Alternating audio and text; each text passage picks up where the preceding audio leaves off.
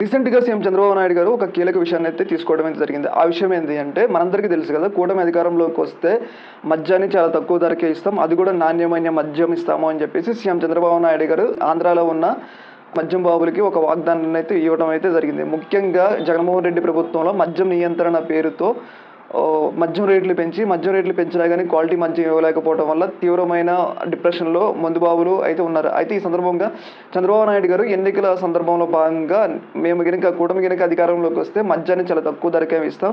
అది కూడా నాణ్యమైన మద్యాన్ని ఇస్తామని చెప్పేసి చంద్రబాబు నాయుడు గారు వాగ్దానం ఇచ్చారు. ఈ యొక్క వాగ్దానానికి అనుగుణంగా భాగంగా త్వరలో ఒక కొత్త మద్యం పాలసీని కూడా రూపొందిస్తున్నారు.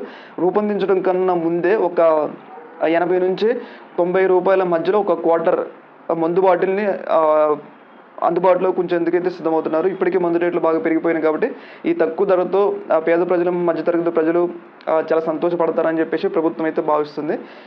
ముఖ్యంగా చంద్రబాబు నాయుడు గారు ఏదైతే అనుకున్నారో తక్కువ ధరకే మద్యం ఇస్తాము అనుకున్నారు కాబట్టి, అందుకోసం ఒక క్వార్టర్‌ని 80-90 రూపాయల మధ్యలో అందుబాటులో ఉంచినట్లయితే మనకైతే అర్థమవుతుంది. దీని మీద మీ అభిప్రాయం తెలియజేయండి. ఓకే మరి. Thank you.